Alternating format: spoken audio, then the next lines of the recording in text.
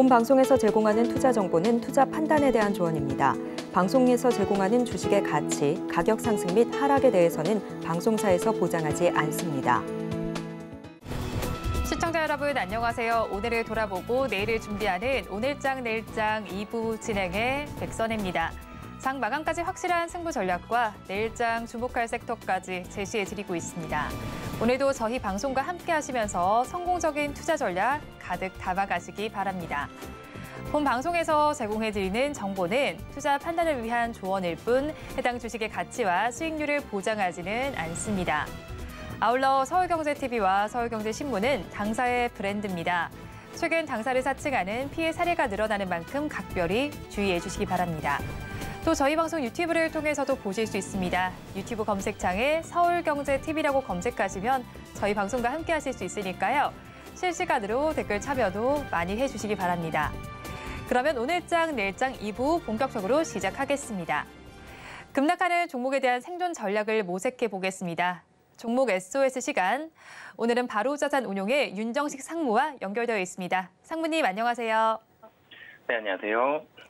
네, 일단은 급락하는 종목들을 구조해 보기 전에 오늘장 상황부터 점검을 해보겠습니다. 오늘 시장은 어떻게 보셨나요?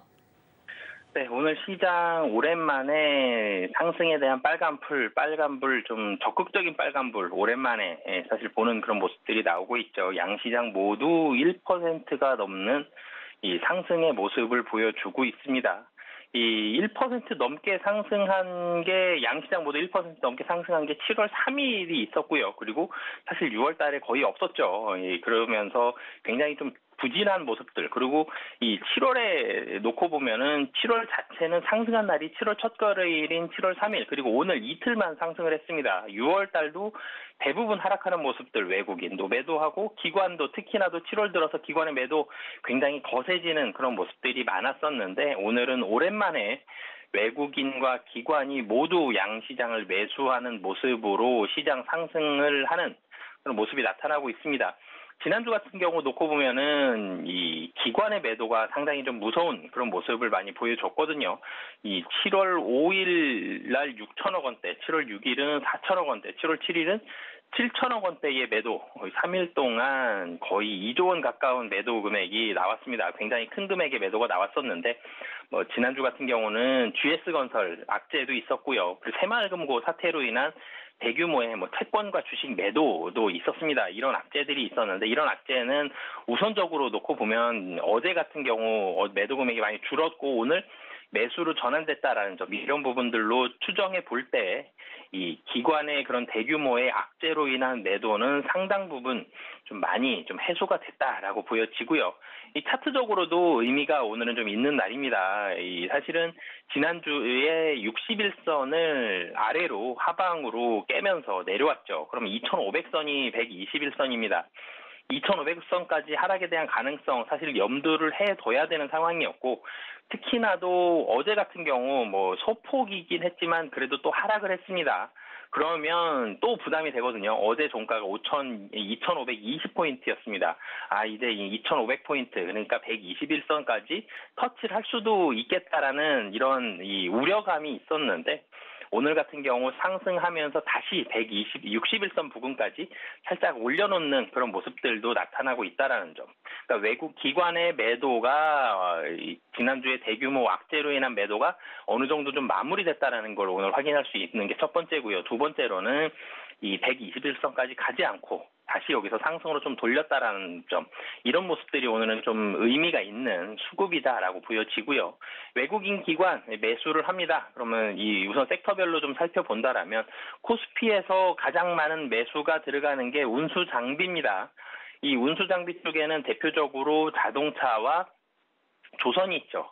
오늘 같은 경우는 조선 쪽으로 좀 수급이 많이 들어가고 있는 그런 상황이고요. 이 조선주들이 최근에 분위기가 좋습니다. 이 한화오션, 그리고 삼성중공업, HD 현대중공업까지 최근 들어서 계속적으로 좀 올라가고 있는데, 수주가 좋습니다. 실적이 좋다라는 점, 이런 부분들이 있고 시가총액이 좀 낮기 때문에 주식이 좀 더 탄력적으로 움직일 수 있다라는 장점이 있죠. 조선주들 중심으로 매수세가 들어가고 있고요. 그리고는 전기전자, 반도체가 있습니다. 전일 미국에서 필라델피아 반도체 지수가 2% 좀 넘게 상승을 했죠. 오늘 국내 시장에서도 삼성전자 2.45%, SK하이닉스 2.18% 상승을 하고 있는데요. 삼성전자가 잠정 실적을 내놨죠. 잠정 실적의 뚜껑을 열었더니 이제는 반도체가 어느 정도 바닥을 찍었다는 걸 실적으로 확인을 했습니다.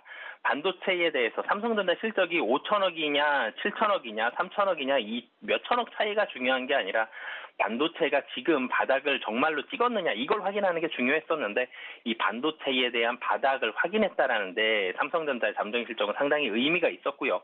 이런 모습들이 긍정적으로 작용을 하면서 다시 반등하는 모습들이 나오고 있습니다. 삼성전자 같은 경우는 특히나도 SK하이닉스랑 LG에너지솔루션도 마찬가지로 지난주에 이 새마을금고 사태로 인해서 좀 기관들이 매도 물량을 단기간에 좀 빨리 내놓는 모습들이 있었는데 이 물량을 좀 받는 그런 모습들이 좀 있었고 좀 전에도 제가 기관 수급에서 말씀드렸듯이 이 기관 물량 악재로 인한 단기적인 기관 물량이 좀 마무리됐다라는 게 의미가 좀 있다라고 말씀을 드렸는데 이 시가총액 최상위 종목들 거래소의 시가총액 최상위 종목들도 이 매물도 어느 정도 소화를 했고 특히나도 반도체 같은 경우는 이제 어젯밤에 미국에서의 필라델피아 반도체 지수 상승과 그리고 반도체 바닥론에 대한 그런 확신들이 나오면서 오늘 주가를 끌어올리고 있는 그런 모습이 있고요. 마지막으로는 오늘 같은 경우 은행주들 좀 상승을 하고 있는데 굉장히 큰 폭은 아닙니다만 은행주들 사실 좀 많이 하락을 했었죠. 많이 하락했던 부분에 있어서의 반등인데 은행주들은 반도체와 조선과는 조금은 성격을 좀 다르게 봐야 될 것 같습니다. 아직 실적을 조금 더 확인을 해봐야 될 것 같고요. 그리고 이번 주 금요일 미국에서 이 JP모건이라든지 웰스파고, 시티 이런 금융주들에 대한 실적이 발표가 됩니다. 이 금융주들에 대한 실적에 따라서 국내 은행주들도 분위기가 움직일 수 있기 때문에 은행주들 오늘 수급적으로는 꽤 많은 매수가 특히 기관 중심으로 해서 들어가고는 있지만 이 추세적인 반등이 나타날지 여부에 대해서는 좀 더 확인을 해봐야 된다라고 보여지고요. 코스닥 시장으로 가보면 코스닥 같은 경우는 요즘에 이 에코프로 그룹주의 추가 상승이 정말 무섭죠. 에코프로 같은 경우는 전일 장중에 이 100만 원을 돌파하는 그런 모습들을 보여줬는데 오늘도 굉장히 크지는 않지만 이 에코프로 같은 경우 오늘도 상승을 하고 있고 에코프로 BM 그리고 LNF까지 이 2차전지 관련주들 어제만큼은 아니지만 그래도 계속적으로 상승을 하고 있고 수급이 들어가고 있다라는 점 그리고 엔터주들이 오늘 눈에 좀 많이 띄죠. 이 JYP 엔터가 4.29%, SM이 9.85% 굉장히 큰 폭으로 상승을 하고 있는데 코스닥 시장 같은 경우는 이 2차전지 그리고 엔터주 그리고 일부 바이오 종목들이 코스닥 시장의 상승을 이끄는 그런 모습으로 나타나고 있습니다.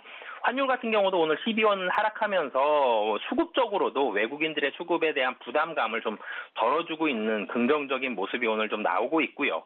하지만 오늘 밤에 미국 CPI가 나옵니다. 이 CPI 발표에 따라서 추가적으로 또 악재가 나올 수도 있습니다. 지난주만큼은 아니지만 지난주에는 지표가 좋게 나오면 지표가 좋기 때문에 금리 인상 추가적으로 더 할 수 있다. 지표가 나쁘게 나오면 경제가 안 좋기 때문에라고 어떤 뉴스가 나오든지 좀 안 좋게 해석하는 그런 모습들이 지난주에는 좀 강했었는데 이번 주 같은 경우는 그 분위기보다는 조금 나아지긴 했지만 CPI 워낙 중요한 경제 지표입니다. CPI가 좋지 않게 나온다라면은 이 주식시장 다시 한번 좀 악재로 작용할 수 있기 때문에 오늘 밤 CPI 발표까지는 좀 경계심을 가지고 확인을 하시면 좋을 것 같습니다. 네, 오늘 우리 시장 오랜만에 빨간불을 켜고 있습니다. 상승 탄력도 강한 상황인데요. 하지만 이런 상황 속에서도 소외받는 종목들이 있습니다. 2시 30분 기준 급락주들 화면을 통해서 살펴보겠습니다. 먼저 스레드 열풍과 관련된 두 종목입니다. 플레이디를 먼저 살펴볼 텐데요. 플레이디 지금 시간 기준으로 15%가 넘는 하락률을 기록 중이네요. 7,410원 선에 거래가 되고 있습니다. 다음으로 EM넷도 보겠습니다.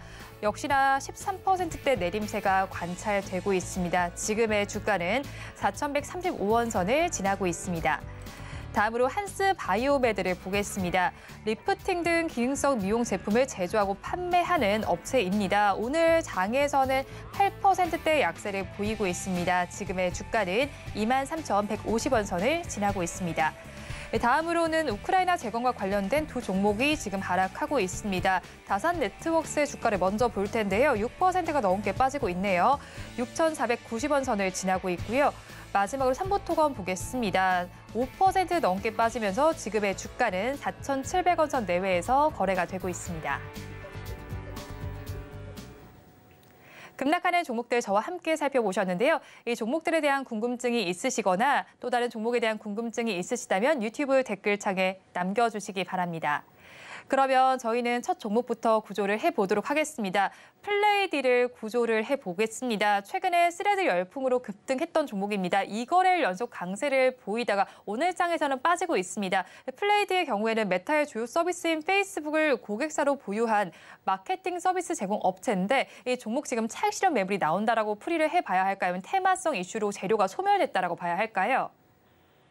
우선 결론적으로 말씀드리면 테마성 재료가 좀 유입이 된 경향이 좀 강하고요. 이틀 동안 상한가를 기록하면서 굉장히 큰 폭의 상승을 기록을 했는데 오늘 하락이 좀 깊다라는 점, 추가적으로 사실은 매물이 좀 더 나올 수 있다라는 점 등을 봐서 좀 주의는 하셔야 될 것 같습니다.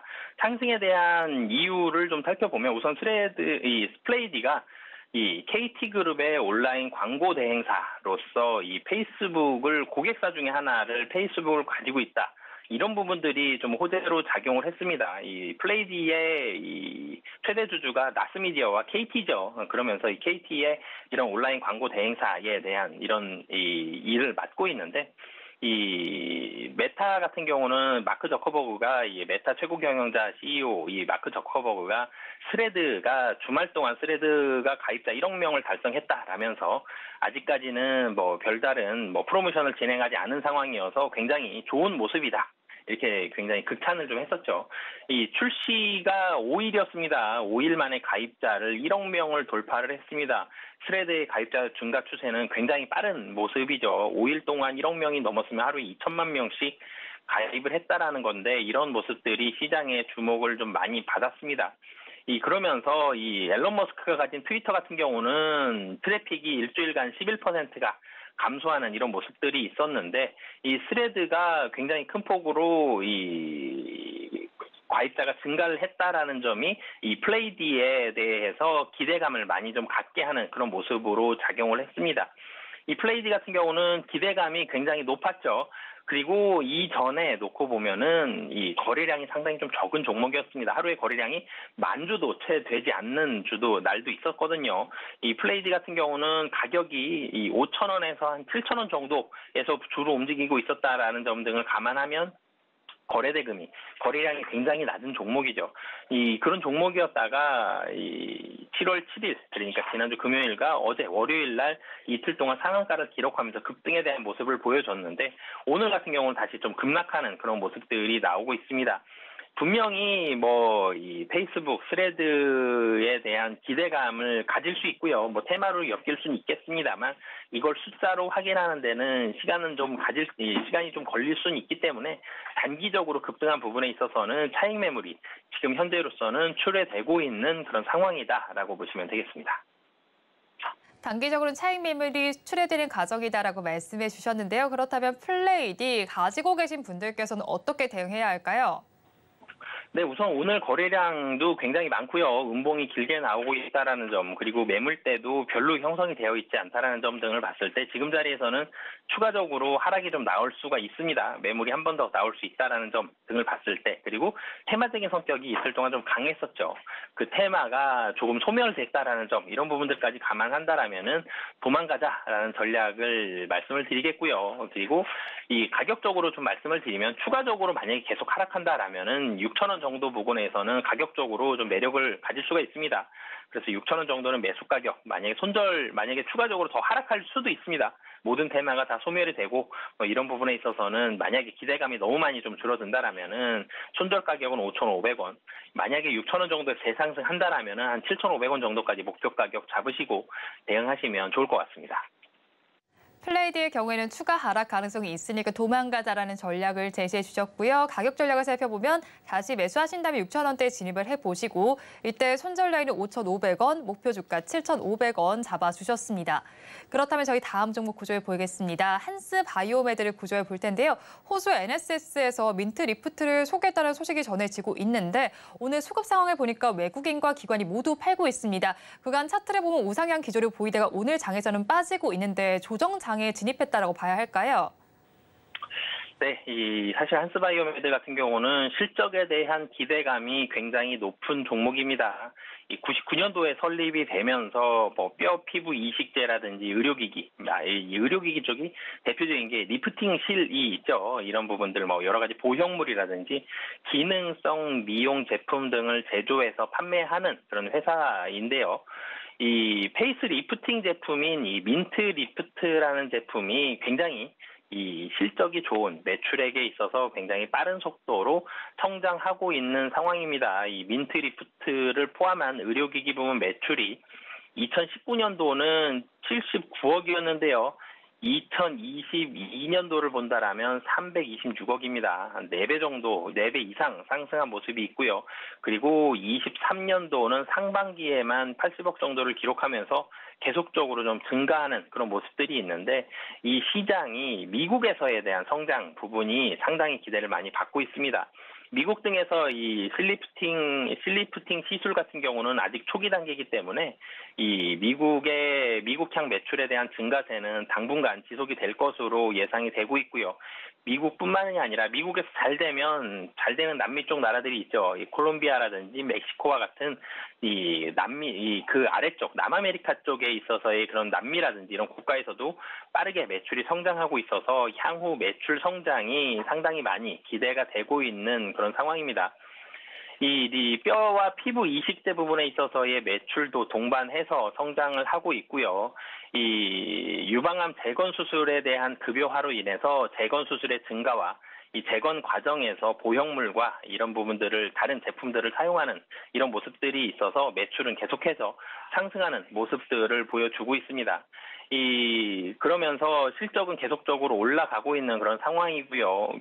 계속적인 매출액이 성장을 하고 그 성장이 아직까지는 사업 초기에 있는 그런 상황이다. 이런 부분들이 좀 긍정적으로 작용을 하고 있다라고 보시면 되겠습니다. 네, 그렇다면 실적에 대한 기대감도 있는 상황입니다. 그럼 가지고 계신 분들께서는 이 시점에서 어떻게 대응하면 좋을까요? 네, 분명히 성장해 있는 것은 사실인데요. 지금 조정이 나온 부분이 조금은 부담스러운 부분들이 있습니다. 외국인과 기관이 오늘 같은 경우 모두 좀 매도를 했다라는 점, 사모펀드도 어제 같은 경우 좀 매도를 했다라는 점, 이런 부분들이 좀 부담스럽기 때문에요. 우선은 단기적으로는 좀 도망가자라는 전략을 드리겠고요. 중장기적으로는 계속적으로 우상향 가능성이 좀 높다라는 의견도 같이 좀 드리겠습니다. 그래서 단기적으로 말씀드린다라면은 조정을 한 번 더 받고 난 다음에 좀 재접근하시는 게 수익률 면에서는 좀 더 높은 수익률이 나올 것이다라고 보여지고요. 다시 재접근을 하신다라면은 매수 가격은 21,000원, 그리고 손절 가격은 21선 부근이죠. 2만 원, 그리고 목표 가격은 27,000원 말씀드리도록 하겠습니다. 한스바이오메드에 대해서도 도망가자라는 전략을 제시해 주셨습니다. 단기적인 전략으로 제시해 주셨고요. 가격 전략을 살펴보면 다시 매수를 하신다면 21,000원 선에 접근해 보시고 손절 라인인 21선인 2만 원에 해보시면 되겠습니다. 목표 주가 27,000원 잡아주셨습니다. 그러면 저희 마지막 종목도 구조해 보겠습니다. 삼부토건을 구조해 볼 텐데요. 윤 대통령이 어제 우크라이나 재건과 관련해서 언급을 하면서 급등을 하더니 오늘은 또 빠지고 있습니다. 또 수급 상황을 살펴보니까 외국인 투자자들이 꽤나 많은 물량을 덜어내고 있는데 이 종목은 저희 어떻게 봐야 할까요? 네, 우선 삼부토건 같은 경우는 이 우크라이나 재건 관련해서 굉장히 많은 기대감들을 받으면서 주가가 좀 상승하는 모습을 보여주고 있습니다. 다른 건설주들과 마찬가지로 주가가 좀 하락하는 좋지 않은 그런 모습들 많이 보여주다가 최근 들어서 이 주가가 좀 크게 상승하는 모습을 나오고 있는데요. 5월 달에 사실 1,000원 부근이었죠. 근데 지금 거의 4,000원대 후반입니다. 전일 같은 경우 장중에 5,000원 이상까지 올라가는 그런 모습을 보여줬는데요. 굉장히 강하게 상승을 했죠. 5월 중순부터 7월 중순이 채 되지 않았는데 2달이 채 되지 않는 동안 5배의 주가가 상승하는 그런 모습을 보여줬기 때문에 굉장히 이 주가는 좀 탄력적으로 많이 상승을 했습니다. 이 상승에 대한 이유들을 좀 살펴본다라면은 우선 첫 번째로는 이 최근에 유상증자와 전환사채로 인해서 대규모의 자금이 유입이 됐습니다. 유상증자 같은 경우는 이 6월 30일에 249억 9,900 그러니까 250억 원에 대한 유상증자 발행에 성공을 했고요. 그러면서 250억 원의 자금을 받았고요. 그리고 6월 30일에는 300억의 전환사채 자금을 받았습니다. 유상증자와 전환사채를 합친다면 550억에 대한 대규모의 자금을 받으면서 자금에 대한 우려감들, 자금이 좀 빡빡한 그런 상황이어서는 유동성이 부족한 부분에 있어서는 상당히 많은 유동성이 공급이 되면서 유동성 우려감을 감소시키는 그런 모습이 나타났고요. 좀 전에도 말씀드렸지만 이 우크라이나 재건에 대한 기대감, 이 최근에 우크라이나 재건에 대한 기대감을 가지는 종목들이 많이 나오죠. 오늘 하락에 있어서 주목을 받고 있는 다산 네트워크스도 그렇고요. 이 삼부토건 같은 경우는 이 건설주 안에서도 인프라 관련된 토목과 관련된 그런 건설을 많이 하고 있는 그런 상황입니다. 이 해외 건설 사업 부분, 삼부토건이라든지 삼부파키스탄, 그리고 이 스틸 사업 부분도 있고요. 그리고 기타 사업 부분까지 여러 가지 토목 시공에 대한 강점들을 가지고 있기 때문에 우크라이나 재건에 대한 기대감도 좀 가질 수 있는 그런 상황이고요. 하지만 가장 중요한 것은 이 회복이 정말로 숫자적으로 언제쯤 보여주는지를 숫자가 확인하는 게 좀 필요하다라고 보여집니다. 우크라이나 재건 기대감이 있는데요. 우크라이나에 대해서 매출이 확인이 되고 영업이익이 확인이 되는지 여부가 좀 필요한 상황이고요. 왜 그러냐면 2022년 같은 경우는 매출액은 좀 늘었는데 영업 적자가 630억이 났고요. 당기 순이익에 대한 적자가 734억이 났습니다. 굉장히 큰 규모에 대한 적자가 났기 때문에 이런 숫자로 확인하는 이 시간은 좀 필요하다라고 보여집니다. 삼부토건에 대해서 숫자로 확인하는 시간이 필요하다고 짚어주셨는데요. 그렇다면 가지고 계신 분들께서는 이 시점에서 어떻게 대응을 해야 할까요? 우선은 도망가자라는 전략을 말씀드리겠는데요. 이유는 좀 전에도 말씀드렸지만 적자가 최근에 너무 심했습니다. 그렇기 때문에 숫자로 확인하는 작업이 한 가지 필요하다라고 보여지고요. 그리고 또 한 가지는 주가가 단기적으로 좀 너무 많이 올랐습니다. 많이 오른 부분에 있어서의 부담감도 가지고 있기 때문에 도망가자라는 전략을 말씀을 드리겠고요. 가격 전략 말씀을 드린다면 하락한 이후에 다시 한번 재접근을 하시는 전략을 말씀을 드리겠고, 매수 가격은 3,500원, 그리고 손절 가격은 3,000원, 그리고 목표 가격은 다시 한번 재상승한다라면 정고점 부근이죠. 5,000원 말씀드리도록 하겠습니다. 삼부토건의 경우에도 도망가자라는 전략 제시해 주셨습니다. 가격 전략 살펴보면요. 다시 매수를 하신다면 3,500원 선에 해보시고 이때 손절 라인은 3,000원, 그리고 목표 주가는 전고점 부근인 5,000원 잡아주셨습니다. 지금까지 바로자산운용의 윤정식 상무와 오늘 종목들 구조해봤습니다. 오늘 연결 고맙습니다. 네, 감사합니다.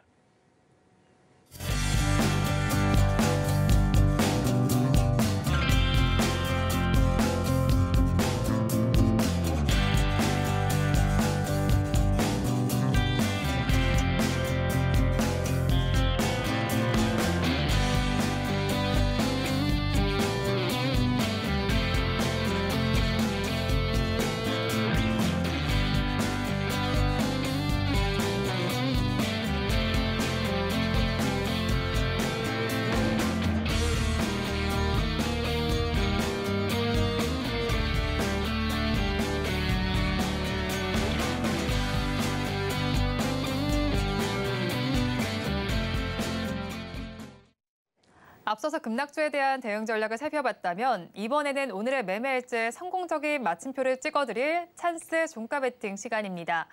오늘은 이스토리의 유창희 본부장과 함께합니다. 어서 오세요. 안녕하십니까. 네, 먼저 본부장님과 이 시간에 짚어드렸던 종목 리뷰를 해보도록 하겠습니다. 첫 종목은 지금 지난주에 공략을 해주셨던 비츠로셀을 리뷰 부탁드려 볼 텐데요. 네. 지금 5%대 수익률이 나고 있는데 이 종목 계속해서 가져가도 괜찮을까요? 네, 여전히 비츠로셀은 추가적인 상승 가능하다라고 보고 있어요. 엄밀히 따지면 이제 이 회사는 1차 전지 쪽이고 2차 전지 이제 소재 관련해 가지고 이제 좀 매출이 좀 반영됩니다. LG 에너솔루션 쪽에 공급을 좀 하고 있고요. 오늘 방산주들이 상당히 강한데 원래 전통적으로 방산주로 묶이는 것도 비츠로셀이긴 한데 그렇게 좀 빛을 못 보고 있는 것 같습니다. 전체적으로 수준은 계속해서 늘어나고 있는 상황이고 말씀드린 것처럼 1차 전지에서 2차 전지로 계속 기업이 탈바꿈을 하고 있다는 거 본다라면 충분히 그 24,000원 돌파에 대한 어떤 기대감들은 더 가져갈 수 있지 않을까 판단하고 있습니다. 비츠로셀에 대해서 계속해서 바라봐도 좋겠다라고 말씀해 주셨는데요. 사실 2차 전지 분위기도 다시 또 좋아졌습니다. 어제 장이었나요? 에코프로 100만 원 선 터치를 하는 모습도 보였는데 전망은 어떻게 보실까요? 네, 뭐 일단은 2차 전지 관련된 종목군들이 서로 순환매를 보여주고 있어요. 어저께는 에코프로가 어쨌든 황제주라고 불리는 100만 원에 등극을 했고 오늘도 일단은 반등을 좀 이어가고 있고요. 오늘은 또 금양이 또 20% 이상 상승하면서 신고가를 보여주고 있습니다. 뭐 나머지 2차 전지 장비주들 어저께 강했었던 뭐 PNT라든지 이런 기업들도 오늘 상승세를 보여주고 있고요. 그래서 그 안에서의 순환매는 조금 더 이어질 가능성이 높지 않을까 판단하고 있습니다. 2차 전지 내에서 순환매가 조금 더 이어질 수 있다라고 짚어주셨습니다. 그럼 다음 종목에 대한 리뷰도 부탁드리도록 하겠습니다. 5월 23일에 공략을 해주셨는데 LX세미콘은 지금 15%대 수익률이 나타나고 있습니다. 네. 이 종목 계속해서 보유해도 괜찮을까요? 네, 뭐 저는 LX세미콘 계속해서 보유할 수 있다라고 생각을 좀 하고 있어요. 좀 이제 12만 원대에서 그러니까 12만 원 이상에서 약간의 변동성은 좀 나오고 있습니다. 하지만 뭐 팹리스라든지 뭐 이런 부분들 또 삼성전자하고의 어떤 협업 관계 충분히 추가적인 상승 기대감 가져갈 수 있다고 보고 있습니다. 약간의 이제 말씀드린 것처럼 12만 원 이상에서는 12만 한 3, 4천 원 이상에서는 약간의 변동성은 나오지만 최근 증시가 조정이 나왔을 때 반도체 관련된 종목군들이 많이 하락을 했음에도 불구하고 LX세미콘은 그렇게 큰 하락을 보여주지 않았습니다. 그러면 11만 5천 원 정도가 크게 이탈하는 모습이 아니라면 저는 뭐 7월 달에도 계속해서 좀 더 바라볼 수 있는 종목이 아닐까 생각하고 있습니다. LX세미콘에 대해서도 조금 더 바라봐도 좋겠다라고 하셨는데 반도체 업황이 지금 바닥을 찍고 이제는 반등하려는 조짐을 보이고 있습니다. 그럼 저희 네. 전략 어떻게 짜가야 할까요? 반도체 업황 바닥에 대한 어떤 기대감들은 계속 나오고 있는 것 같습니다. 다만 이게 바닥인 것이지 V자로 반등한다는 얘기는 그 누구도 하지 않고 있죠. 반도체 관련돼서 움직임이 나오고 있는 거는 그 HBM 반도체라든지 뭐 DDR5라든지 또 차량용 반도체 쪽에만 집중되어 있는 것이죠. 전통적인 나머지 섹터는 크게 뭐라 그럴까요? 그 재고라든지 이런 부분 여전히 많이 쌓여 있다고 생각을 좀 하고 있어요. HBM 반도체는 전체 매출의 1%밖에 차지하지 않고 차량용 반도체는 이제 준비하고 있는 단계이고, 그러니까 말씀드리는 게 지금 우리가 기대하고 있는 것은 앞으로에 대한 어떤 기대감이지 지금 매출에 전혀라는 말을 할 수 없지만 상당 부분 매출에 영향이 없습니다. 그렇기 때문에 좀 반도체 업황 바닥에 대한 인식 자체가 앞으로 엄청 좋아진다라고 말하기 좀 힘들다 생각을 좀 하고 있습니다. 그러면 무엇이냐? 결국에는 업황이 중요한 게 아니라 삼성전자 하이닉스의 주가 흐름이 중요하다 생각을 좀 하고 있어요. 오늘 삼성전자가 2% 이상 상승을 해주면서 다시 7만 원을 회복을 했습니다. 하이닉스도 2% 상승을 하면서 11만 원 이상으로 올라오고 있어요. 그러니까 반도체 관련된 종목군들이 강하게 상승을 하는 거라 보고 있습니다. 만약에 오늘 삼성전자가 전혀 오르지 못했다. 그러면 반도체가 오늘 이만큼의 상승을 할 수 있었을까? 전 그러긴 쉽지 않았다 생각하고 있습니다. 그래서 삼성전자가 7만 원을 이탈하지 않고 계속 버텨주는지 여부 그리고 하이닉스도 11만 원 이상에서의 뭐 추가적인 상승은 제한적이지만 계속 좀 위로 가려고 하려는 액션만 취해준다고 하더라도 반도체 관련된 소부장주들은 조금 더 힘을 낼 수 있지 않을까 판단하고 있습니다. 반도체 업황도 하나하나 체크해 가시지만 삼성전자와 SK하이닉스의 주가 동향도 체크를 해보시면 좋겠습니다. 그러면 저희 오늘 장에서도 베팅할 종목에 대한 힌트를 공개해 드릴 텐데요. 먼저 힌트를 주신 게 지금 주도주 더하기 수혜주라고 주셨습니다. 주도주에 수혜주까지 된다라면 굉장한 종목을 가지고 오신 것 같아요. 네, 뭐 그쵸. 어쨌든 최근 시장에서 계속 오늘도 강하긴 합니다만은 꾸준하게 지난주에 조정계도 계속 강했었던 섹터가 자동차, 네. 뭐 조선이라고 생각하고 있어요. 그럼 이들 섹터가 앞으로 향후 하반기에도 주도주가 될 가능성이 높기 때문에 강한 것이고 그와 관련된 기업을 좀 오늘 선별해서 가지고 나왔습니다. 그런데 주도주 하면 또 생각나는 게 2차 전지 쪽이랑 반도체 쪽도 생각이 나잖아요. 네. 이런 것도 관련이 된 기업일까요? 2차 전지하고 반도체도 주도주죠. 네. 지금 엄밀히 따지면 뭐 반도체, 2차 전지, 그리고 자동차, 조선 뭐 다 주도주예요. 주도주인데 이 상승 기운이 꾸준하게 나오고 있느냐 아니면 좀 단발성으로 나오고 있느냐의 차이라고 생각을 좀 하고 있습니다. 그러면 2차 전지는 계속해서 좋게 보고 있는데 엄밀히 따지면 좀 몇 달, 한 2달 정도 쉬었다가 지금 움직이는 부분들인 것이고, 그러니까 어떻게 보면 반발 매수가 들어오는 거죠. 그동안 낙폭이 강했었던 종목을 중심으로 해서. 그리고 반도체도 말씀드리지만 몇몇 섹터만 강한 것이지 전체 반도체가 다 상승하고 있는 건 아니라는 것이죠. 근데 자동차라든지 조선 같은 경우 본다면 조선 기자재까지 모두 다 좋은 주가 흐름을 보여주고 있고 자동차도 그러한 모습을 이어가고 있다 생각하고 있습니다. 그래서 진정한 주도주는 혹은 주도 섹터는 이들 기업이 아닐까 저는 그렇게 생각하고 있습니다. 자동차 계속 언급해 주신 거 보니까 이쪽 섹터에서 가지고 오신 것 같은데 오늘 섹터는 어디 쪽일까요? 전기차 부품 그리고 배터리 부품 쪽이라고 보시면 될 것 같습니다. 전기차 중에서도 부품, 배터리 쪽에서도 네. 부품, 약간 네. 소부장주에서 가지고 오신 것 같네요. 네. 그러면 최근에 이 전기차 부품주들의 이슈들은 어떤 게 있을까요? 결국엔 이제 수익성이죠. 그동안 이제 자동차 부품사들이 주가가 저평가를 받았었던 이유 중에 하나는 영업이익률이 안 나오기 때문이거든요. 무슨 말이냐면 현대 기아의 영업이익률이 한 5% 미만이었습니다. 근데 본인들의 영업이익률이 5% 미만인데 부품사들한테 막 10%씩 영업이익을 줄 수가 없었다라는 것이죠. 근데 지금은 현대기아 영업이익률이 한 8, 9%, 뭐 특정 브랜드, 특정 차량에 대해서는 뭐 10%가 넘는 영업이익률도 보여주고 있습니다. 그러면 이제는 부품사들한테 좀 영업이익을 좀 내려줄 수 있는 부분들이 좀 있다라는 것이죠. 또 하나가 전기차로 이제 변화가 되면서 상당히 인테리어 같은 게 상당히 고급화되어 가는 부분들이 좀 있어요. 뭐 요즘에 뭐 꼭 전기차가 아니라고 하더라도 내부 디스플레이가 상당히 커지고 있는 부분들이 좀 있고요. 또 그 램프, LED라든지 이런 램프가 거의 뭐 차량을 다 도배를 하다시피 하고 있죠. 예전에는 뭐 앞뒤로 조금씩만 있었던 것들이. 그런 부분들이 상당히 제품이 고급화되고 있고 단가가 높아지고 있다는 것이죠. 그래서 그런 부분들에 대한 어떤 부품사들에 대한 이익 재평가 이런 것이 이루어진다면 충분히 관련된 기업들에 대한 어떤 관심도는 더 높아질 수 있지 않을까 판단하고 있습니다. 그럼 내연 기관차에도 적용이 되고 전기차에도 적용이 되는 건지 아니면 전기차에만 적용되는 회사인 건지도 궁금하거든요. 전통 내연기관만 계속 고집 부리는 차량 기업들의 주가는 그렇게 많이 움직임이 없어요. 원래는 내연기관이었는데 전기차 쪽으로 좀 전환을 하고 있는 기업들. 예를 들어서 뭐 최근에 화신이라든지 성우 하이텍이라든지 이런 기업들이 원래는 전통 내연기관 쪽으로도 안정적인 매출이 나왔지만 이게 전기차 쪽으로 해서 기업을 체질을 변화시키고 있기 때문에 좀 전기차 부품사로 좀 변화가 되고 있는 기업들은 저는 주가가 약간의 뭐 조정이 있을 수 있겠습니다만은 조정 시 매수 관점으로 계속 하반기를 대응할 수 있지 않을까 판단하고 있습니다.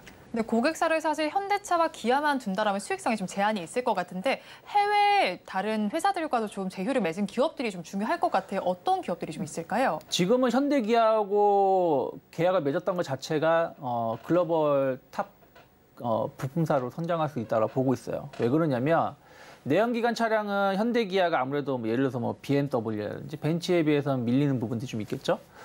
도요타하고 경쟁을 해도 밀릴 것이고요. 하지만 전기차만 국한해서 본다라면 테슬라 다음으로 제일 많은 생산량을 보여주는 게 현대기아입니다. 그리고 테슬라 다음으로 제일 많은 모델을 가지고 있는 게 현대기아예요.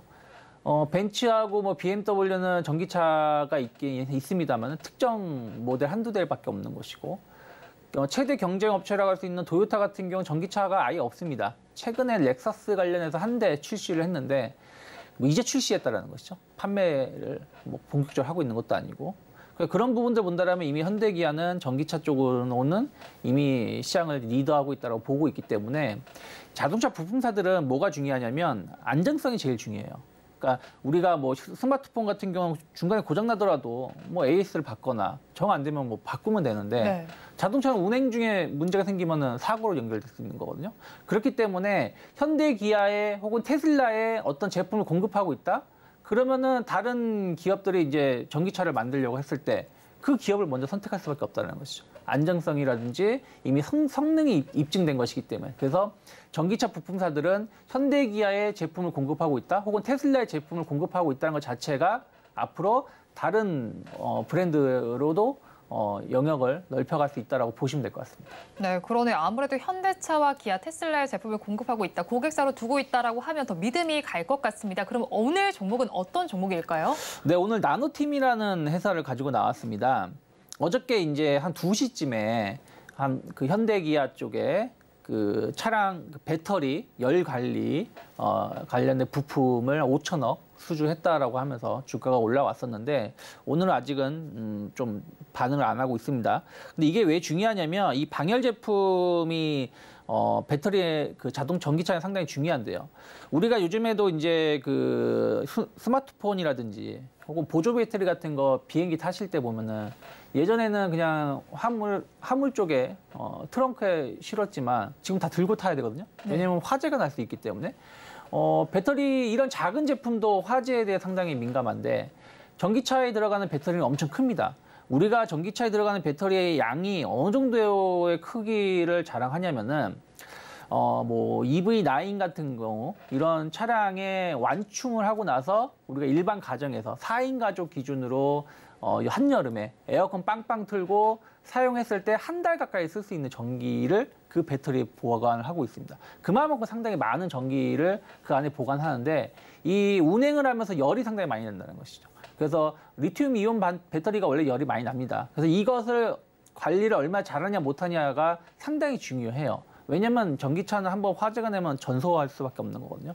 그래서 그와 관련해서 나노팀이 상당히 높은 기술력을 가지고 있다고 보시면 될 것 같아요. 그래서 이번에 그 현대기아에 수주를 5천억 이상을 했고 물론 이게 내일 당장 공급되는 건 아닙니다. 지금 공장을 증설하고 있고 2025년부터 제품에 이제 적용이 되는데 2025년이면 아마 이제 그때 나오는 새로운 모델, 전기차 모델에 적용이 되는 것이기 때문에 그런 성장 모멘텀을 좀 감안한다라면 어저께 2시 이후에 2시 반쯤에 공시가 나오면서 주가가 올라왔고 오늘도 일단은 약간 조정이 나오고 있지만 충분히 이미 바닥권에서 주가가 형성되어 있기 때문에 여전히 모멘텀은 살아나갈 수 있지 않을까 생각하고 있습니다. 근데 좀 궁금한 게 수주 공시 지금 굉장히 많이 받았는데 이런 부분과 관련해서 주가가 올랐지만 지금 살짝 내려가고 있잖아요. 네. 그렇다면 저희 가격 전략은 어떻게 가져가야 할까요?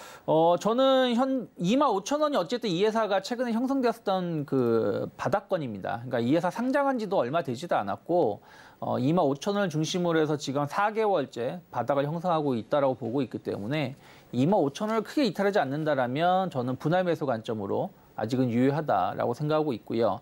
만약에 이제 모멘텀이 작용을 하면서 주가가 좀 반응을 한다라면 저는 일단은 36,000원, 일단 4월달 고점이 39,000원인데 거기까지는 일단 모르겠고 36,000원 정도까지는 충분히 매물 없이 상승할 수 있다 생각 좀 하고 있습니다. 그래서 7, 8월 단기 목표가는 36,000원 정도 열어놓고 있습니다.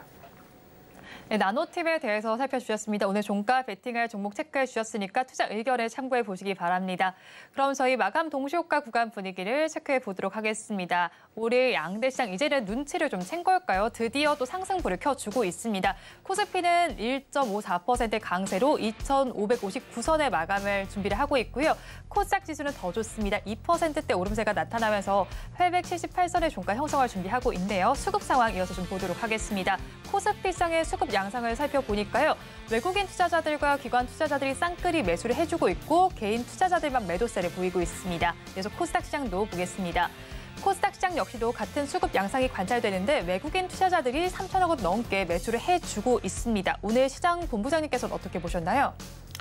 상당히 의미가 있는 반등이 나왔다. 그러니까 오늘은 미국 시장이 엄청 폭락이 나오지 않는 한 오늘은 반등이 나올 수 있는 자리였어요. 왜 그러냐면 지난주 월요일에 강했고 그다음에 화수목금 어저께까지 네. 주구장창 하락만 했거든요. 그렇기 때문에 기술적이든 뭐든 반등이 나올 수 있는 자리였는데 뭐 미국 증시가 그렇게 나쁘지 않았다라고 평가를 하고 있는 것 같고 또 하나가 미국장이 나쁘지 않았었던 것은 엄밀히 따지면 미국 빅테크 관련된 종목들도 많이 조정이 나왔거든요.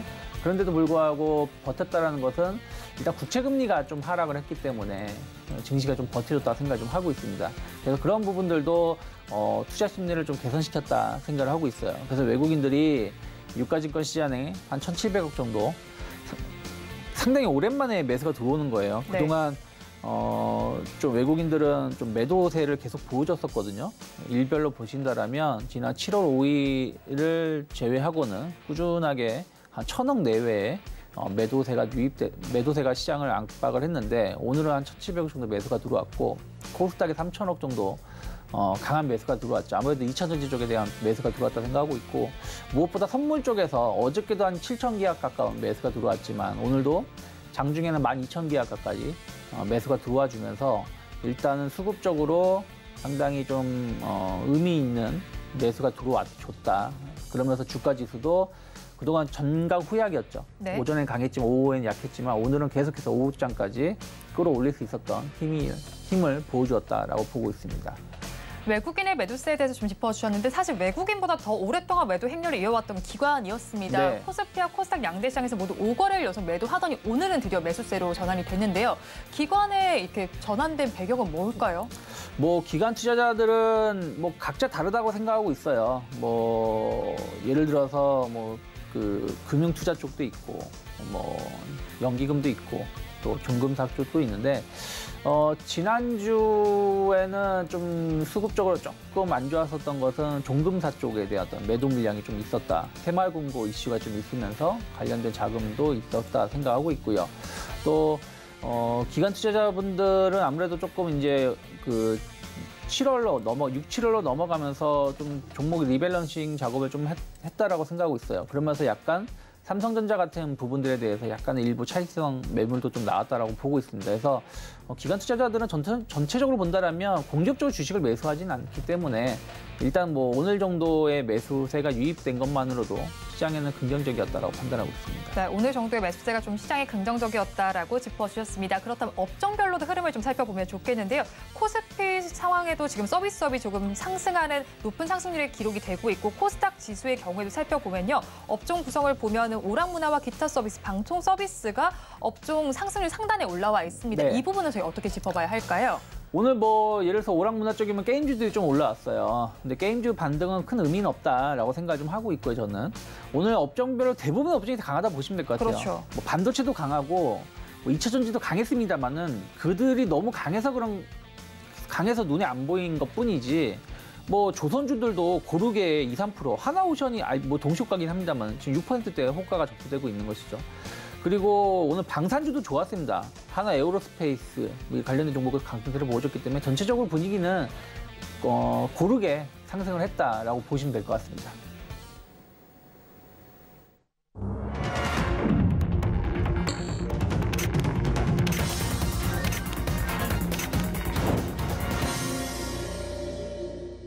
우리 시장 오늘 장 초반부터 강하더니 마감까지 더욱더 힘을 내줬습니다. 오늘 굉장히 기분 좋게 하루를 마무리하실 수 있을 것 같은데요. 그러면 저희 내일장에 대한 전략도 살펴봐야겠습니다. 오늘장, 내일장 전문가님들께 내일의 히든카드가 될 중요 포인트를 여쭤봤습니다. 화면을 통해서 만나보시죠.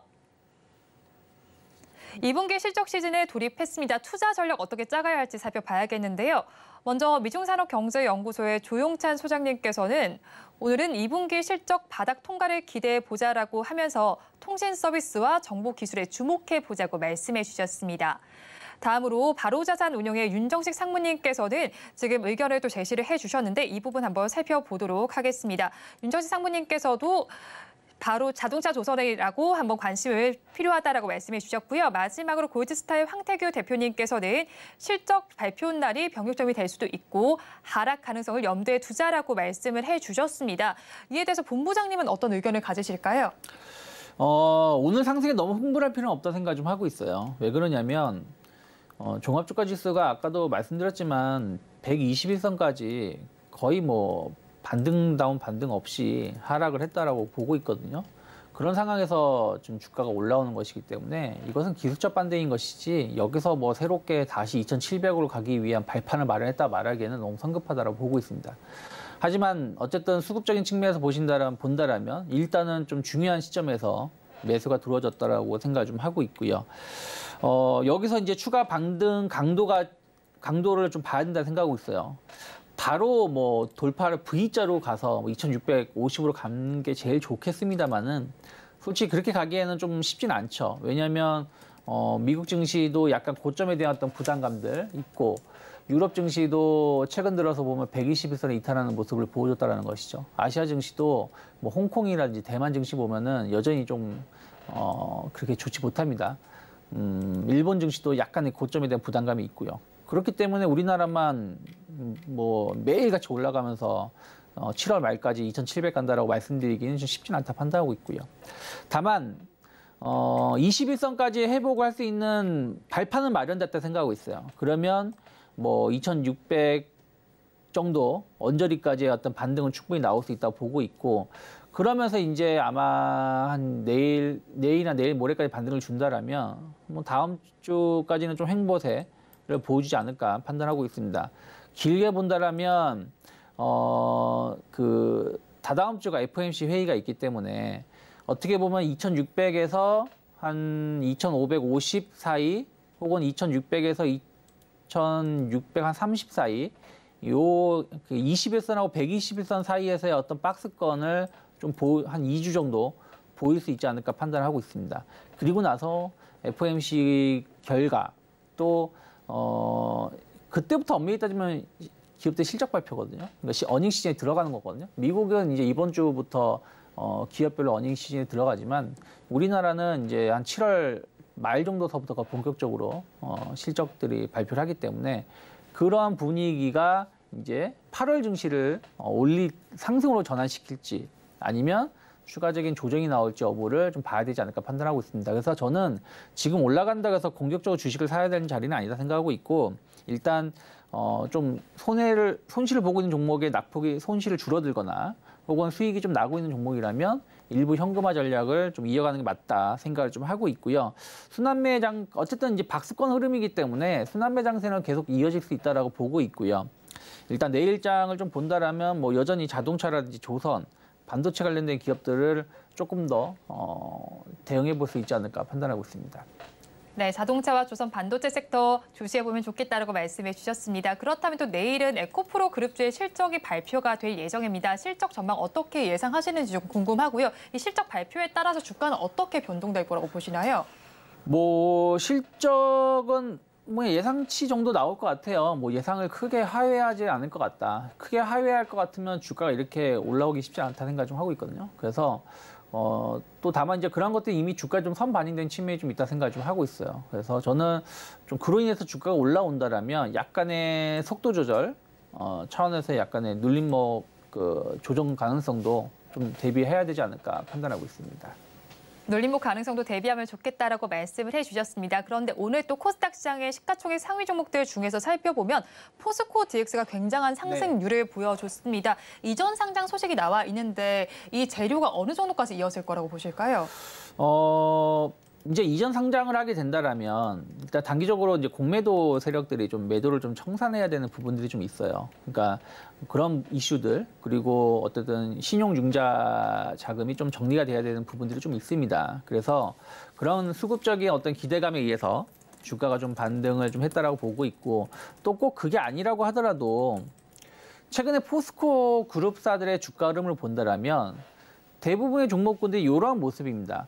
4월 달에 고점을 그리고 5, 6월 달에 조정을 받고 나서 다시 그 고점을 다시 테스트하는, 그 고점 언저리 혹은 그 이상으로 상승하는 모습을 보여주고 있거든요. 뭐 포스코 DX가 오늘 그러한 모습을 보여줬지만 뭐 포스코 인터내셔널 같은 경우도 그러한 모습을 보여주면서 주가가 상당히 지난 그 6월 달, 7월 달 좋은 흐름을 보여줬었고 오히려 그 이상 올라갔었죠. 포스코 퓨처엠도 최근에 보면 직전 고점 언저리까지 올라갔고 그 포스코 관련된 기업들이 다 그런 모습이기 때문에 포스코 DX도 관련해서 움직임이 나오지 않았나 판단하고 있습니다. 네, 포스코 그룹주의 전반적인 움직임을 참고하셔서 포스코 DX에 대한 투자 전략도 짜보시면 좋겠습니다. 지금까지 이스토리 유창희 본부장과 함께했습니다. 오늘 말씀 고맙습니다. 고맙습니다. 오늘장 내일장 2부도 마칠 시간이 됐습니다. 본 방송에서 제공해드리는 정보는 투자 판단을 위한 조언일 뿐 해당 주식의 가치와 수익률을 보장하지는 않습니다. 아울러 서울경제TV와 서울경제신문은 당사의 브랜드입니다. 최근 당사를 사측하는 피해 사례가 늘어나는 만큼 각별히 주의해 주시기 바랍니다. 오늘장 내일장 2부 준비한 순서는 여기까지입니다. 저희는 내일 이 시간도 여러분과 함께하겠습니다. 고맙습니다.